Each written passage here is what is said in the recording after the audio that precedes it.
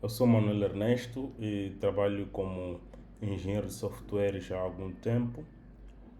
Hoje estarei aqui a falar de algumas funcionalidades úteis em Kotlin. Funcionalidades estas que muitos programadores não usam frequentemente e até mesmo muitos desconhecem que existem essas funcionalidades em Kotlin.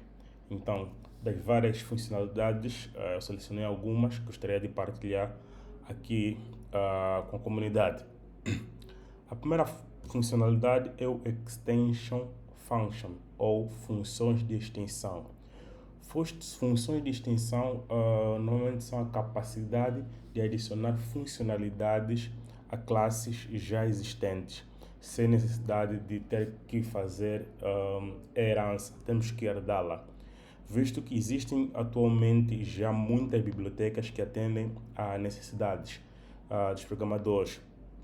Mas essas bibliotecas, muitas delas são escritas em Java e não temos acesso a modificar essa biblioteca ou as suas respectivas classes. Mas como queremos adicionar algumas capacidades a classes dessas bibliotecas, então podemos utilizar as funções de extensão para adicionar essas funcionalidades à classe existente, torná-lo assim mais poderosa. Outro cenário aqui é quando queremos migrar aplicações ou serviços que estão em outras linguagens que rodam em JVM, como Java. E sem ter a necessidade de migrarmos todo o projeto de uma vez e termos, se calhar, alguns constrangimentos durante o processo, podemos criar pequenas funções de extensão para darmos capacidades, para darmos poderes adicionais a essas nossas classes que estão escritas em Java. Muitas delas já são legadas e não queremos já alterar de imediato, mas queremos simplesmente dar outras capacidades. Então adicionamos ou criamos funções de extensão para dar esse poder, essas novas capacidades a essas classes já existentes. E a forma de fazê-lo é muito simples. Basta algumas linhas de código que nós podemos atingir este objetivo. Temos aqui um exemplo da classe MutableList, né? Então, nós queremos para esta classe que já existe, nós queremos adicionar uma nova capacidade, que é de concatenar todos os elementos, pegar todos os elementos dessa lista, juntar e depois de juntar, tornar ela ou transformar ela em lowercase. Então, nós colocamos a palavra reservada fun, que é de função, o nome da classe, MutableList, e nesse caso nós queremos uma MutableList do tipo string. Depois disso, colocamos ponto e o nome da nossa extension function. O nome pode ser a nossa escolha. Dentro dessa função, nós vamos colocar as características ou as novas funcionalidades que nós queremos adicionar a esta classe. Nesse caso, usando a palavra reservada this, dentro da função de extensão, vai corresponder ao objeto do nosso receptor, nesse caso da função. Quer dizer que para esses elementos que terão na nossa lista, vamos juntar elas.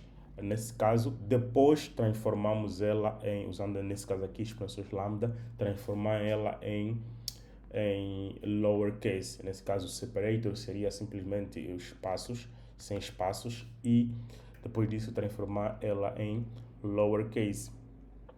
Para chamarmos essa função de extensão que acabamos de criar, criamos a nossa lista normalmente, que é adicionamos dois elementos tipo string, pois nós definimos que queremos aplicar essas funcionalidades à lista de tipo string, e depois dessa, ao chamamos a variável, nesse caso list, ponto, o nome da função que nós criamos, e teríamos o resultado esperado, que é Manuel Ernesto, tudo junto, transformado L em lowercase. Podemos ver em poucas linhas de código, conseguimos adicionar funcionalidades extras a classes que já existem, sem necessidade de ter que herdar essa classe, sem necessidade de fazer muitas alterações. Podemos ainda criar extension function do tipo o lambda, nesse caso seria um lambda extension. Lambda extension seria basicamente uma forma mais simples de ler e digitar, nesse caso funções lambda. Ele nos dá esse poder de fácil leitura e fácil escrita de funções lambda. Temos aí, por exemplo, uma classe status, nesse caso que tem duas variáveis, code e description. Na segunda linha vamos criar uma função de extensão dessa classe, mas do tipo lambda. Definimos a palavra reservada fun, o nome da nossa função, o nome da nossa variável, nesse caso tipo lambda, e o tipo seria a classe, nesse caso status, ponto, ou a função lambda, nesse caso seria uma extensão do tipo lambda. E para nós usarmos ela, simplesmente chamamos o status, nesse caso que é do tipo extensão lambda, e colocamos e preenchemos o valor dessa forma, muito simples e de escrever e simples de leitura. Temos ainda uma outra funcionalidade em Kotlin denominada infix annotation, ou anotação infixa, né? Permite que nós programadores possamos ocultar o ponto e os parênteses ao chamar uma função. O que seria isso? Na prática teremos esse exemplo, a to 10. Mesmo que nunca ouvimos falar de infix notation, em algum momento já utilizamos ela em Kotlin para criar, por exemplo, o pares. Nesse caso temos aqui o par a to 10, estamos a criar um pair, né? O outro exemplo que também já usamos muito, mesmo não conhecendo ou não sabendo que estamos a usar o infix notation, é quando criamos range ou intervalos. Temos aqui um range 0 until 10, né? Ou 0 until 10. Basicamente é criar um range ou intervalo de 0 até o valor 10. Elas são infix notation, são boas para a legibilidade, né? E nós podemos também, temos aqui haver dois infix notation, que é to e until, mas nós como programadores podemos criar as nossas próprias infix notation. A forma de criar a infix notation também é simples, como tudo em Kotlin. Colocamos a palavra reservada infix, depois disso definimos a nossa função da mesma forma como se estivéssemos a criar uma função de extensão. O único critério aqui que devemos ter atenção é que estas infix notation devem ter apenas um único parâmetro. E esses parâmetros não devem ter inicializadores ou valores default, ou valores padrão, para que elas possam funcionar. Temos aqui infix notation do tipo da classe string com nome foo, que recebe um parâmetro do tipo string. Podemos chamar ela como se fosse uma função de extensão ou extension function. Nesse caso temos teste, desculpa, ponto, a nossa infix function, nesse caso notation, e passamos o parâmetro. Nesse caso, chamamos a nossa infix notation, a nossa infix function, como se estivéssemos a chamar uma função de extensão ou uma extension function. E para chamarmos ela como uma infix notation, nós colocamos o primeiro valor, nesse caso text, passando o nosso infix, nesse caso foo, e o outro valor que seria o parâmetro que ele espera. De notar que o text ou teste representa a classe que nós estamos a dar essa funcionalidade. O foo representa o nome da nossa infix notation ou o nome da nossa extensão, e o x representa o parâmetro que ele está à espera, que a função está à espera. Outra funcionalidade também que gostaria de partilhar é o comparable, né? Basicamente nós temos essa habilidade, esse poder de criar novos tipos de dados em Kotlin através de outras classes. E muitas das vezes precisamos de comparar os valores dos objetos desses tipos de dados que nós criamos de forma personalizada. Então aí vem o comparable, nesse caso, que nos dá essa habilidade de temos a capacidade de comparar valores de objetos desse nosso novo tipo e de dizer que todas as classes que extendem, nesse caso, ou implementam, desculpa, essa interface comparable, vem automaticamente com os sinais de operação como sinais de comparação como menor que, maior que, menor ou igual que e maior ou igual que. Temos aqui um exemplo, temos uma classe quantidade que tem um parâmetro e ao implementar, nesse caso, a interface comparable, definimos o tipo, nesse caso, vai ser o tipo dessa mesma classe, quantidade. E aí ele vamos fazer override, ele já traz algumas funções como compare_to, que vai comparar os valores do que eles recebe como parâmetro dessa função e o valor que ele recebe na classe. Dessa forma, podemos comparar os valores desse tipo de dado, nesse caso aqui seria quantidade.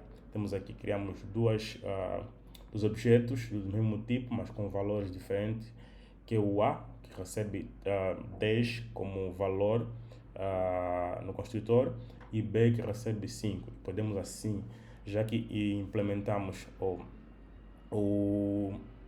desculpa, já que implementamos o comparable, então temos essa capacidade de verificar os valores. Nesse caso, usando A, verificando se A é maior ou igual que B e assim por diante. Podemos criar outros tipos de dados e fazer ou ter essa capacidade de comparar os valores dos seus objetos.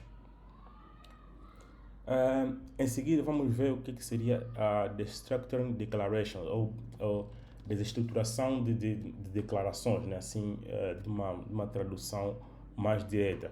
Basicamente, ele nos permite, essa funcionalidade nos permite extrair campos de um objeto, extrair vários campos de um objeto em uma única linha. De forma resumida, na prática, o que teríamos? Exemplos, temos aqui uma classe speaker, que tem dois parâmetros do construtor, que é o nome e o país. Se nós não tivéssemos a usar o Destructuring Declaration, nós, para guardarmos os valores de nome e speaker desse objeto, nós temos que fazer dessa forma, criar uma variável do tipo o nome, que vai armazenar o valor, que vai ser atribuído ao valor que vem do nome, do speaker, do objeto speaker, e país, que country, da mesma forma. Nesse caso temos aí 3 linhas.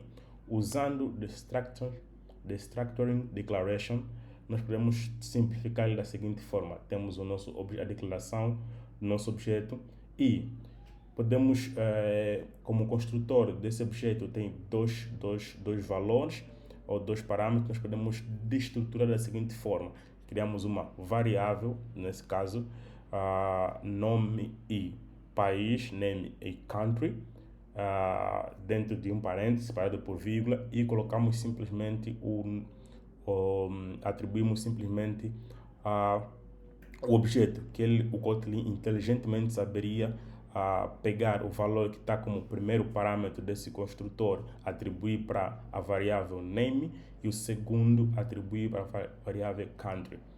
E ao imprimirmos, nós teremos o resultado desejado. Tudo isso de forma simples. Devemos saber que os nomes das variáveis normalmente não tem muito a ver com o processo de estruturação dessas variáveis. O importante que devemos ter em mente é a ordem das variáveis, ou seja, se nós alterarmos a ordem das variáveis, a ordem da atribuição também seria mudada. Se nós alterar, por exemplo, aqui no objeto, no primeiro valor, colocamos a Angola como name e segundo como country, automaticamente aqui o name seria Angola e country seria speaker, porque ele pega o valor na ordem sequencial. A outra atenção é quando adicionamos outro valor no construtor, automaticamente, se precisamos pegar os 3 valores, temos que adicionar mais uma variável, senão podemos ter alguns comportamentos não esperados. Temos aqui como exemplo a mesma classe, adicionamos uma nova variável no construtor, que é a variável do tipo inteiro, com o nome here, o ano, e ao chamarmos e não alteramos o processo, então a ordem ou os valores esperados não seriam aquilo que será executado. Nesse caso, não estamos à espera de name e country, mas se nós executarmos isso, ele vai vir os valores do nome, nesse caso name, e do ano, pois que a ordem, nesse caso, dos atributos conta muito. Nesse caso, teremos Manuel e country 2022. Temos que ter bastante atenção quando estivermos a usar esta funcionalidade em Kotlin. Uma outra funcionalidade bastante interessante é inline function, ou função em linha. Ela é declarada basicamente usando a palavra reservada inline. O uso da função inline melhora, na verdade, o desempenho da função, nesse caso, em ordem superior. Nesse caso, quando é compilado a nossa função. Basicamente, ele diz ao compilador para copiar os parâmetros e as funções para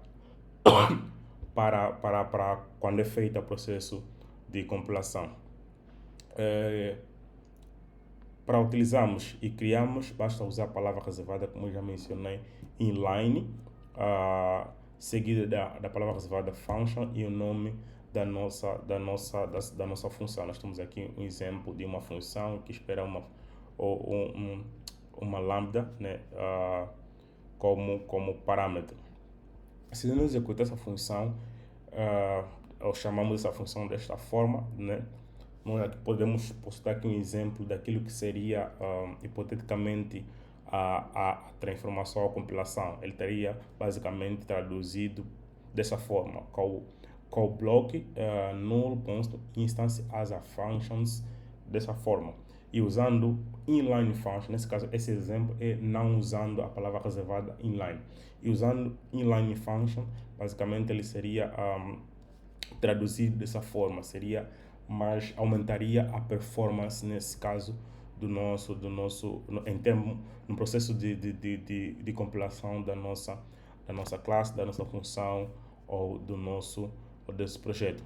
Mas devemos ter uma atenção aqui a usar o inline function, pois que ela copia todo o conteúdo da função, né, onde é chamado.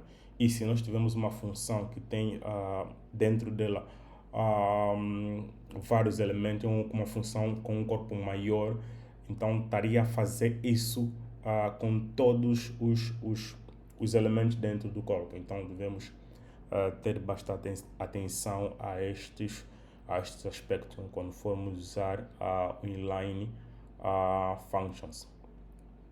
Temos ainda a outra funcionalidade, que é o copy. Imagina, como programadores, nós muitas das vezes trabalhamos com API e queremos, por exemplo, criar um DTO ou um Data Transfer Object que pega simplesmente alguns valores, alguns atributos da nossa data class para comunicar ela ou representar ela no nosso request, no nosso response da nossa API. E então, com o copy podemos fazer esse processo de forma simples. Imaginemos que temos aqui como uma classe speaker, né, com alguns atributos, e nós queremos criar um DTO dele, ou queremos criar um segundo speaker, copiando, ou seja, alterando simplesmente o nome do speaker, né, do palestrante.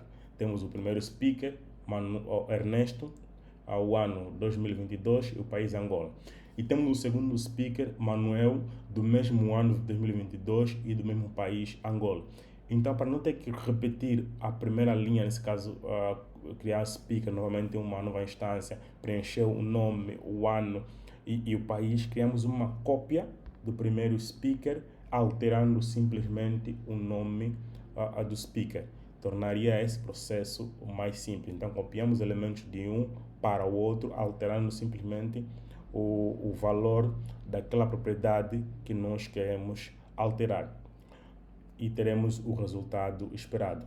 Devemos ter atenção que esse processo não funciona só para copiar um elemento ou dois, pode funcionar para copiar todos os elementos de um objeto já existente. Então podemos utilizar ele para copiar um elemento, dois elementos ou mesmo todos os elementos, ou todos os elementos, aqui me refiro a todos os valores de propriedades de um objeto já existente. Temos aqui a outra funcionalidade que é o local function, ou funções locais. A ideia por detrás de funções é dividir programas em pedaços, né, menores que possam ser racionados, né, com maior facilidade, ou possam ser usados com maior facilidade, que possam ser percebidos com maior facilidade e permitir esses pedaços de código serem reutilizados em outras partes do nosso código. Esse é o princípio que nós conhecemos aqui, o don't repeat yourself. Então, as funções locais basicamente são boas para a reutilização de código em nossos projetos. Na prática, as funções locais nada mais é do que funções dentro de outras funções. Desta forma, temos uma função bar, que dentro dela criamos uma função local, né? Então, basicamente, uma função principal e dentro dela temos uma função local, que é a função local dentro de outra função. E como resultado, chamamos a função principal, que é bar, passamos os valores de parâmetros ou do construtor, que é passado ou calculado numa função local. Só devemos ter atenção à utilização também, como tudo, dessas funções para não evitar confusão dentro do nosso projeto, para não ter funções dentro de funções e acabamos tornar o código complexo sem necessidade. E por final, gostaria também de partilhar aqui o Delegate Properties, ou as propriedades delegadas, que nos permitem adicionar lógica às propriedades sem precisar codificar essa lógica manualmente dentro de uma mesma classe. Podemos aqui criar nossos próprios delegates, né? Dessa forma, a lógica do delegate pode ser isolada e testada independentemente da lógica do negócio. Uma das formas, vou partilhar aqui alguns exemplos de utilização desse delegate property é quando queremos armazenar propriedades de um mapa em vez de um campo separado para cada propriedade, né? Em vez de armazenar cada campo separado de uma propriedade, podemos armazenar dentro de um mapa. Outro uso comum dos delegate property é quando usamos lazy, nesse caso lazy delegate, que calcula novamente o resultado de uma lambda na primeira chamada e retorna um valor memorizado em chamadas futuras. Outra é a utilização de observable, né, que permite que nós rastreemos qualquer modificação feitas em campo, fornecendo um lambda que é chamado com o antigo valor desse mesmo objeto. Nesse caso, as possibilidades do delegate properties são várias, né? Aqui partilho apenas a existência de algumas delas, a existência dessa funcionalidade. Então, essas são algumas funcionalidades úteis em Kotlin que gostaria de partilhar hoje, e muito obrigado, e qualquer dúvida que tiverem podem deixar nos comentários que nós faremos o possível de responder o máximo número de perguntas, ou para quem tiver não poder colocar nos comentários, pode diretamente entrar em contato comigo no Twitter ou no Instagram. Muito obrigado e espero que possamos nos ver nas próximas oportunidades. E tchau.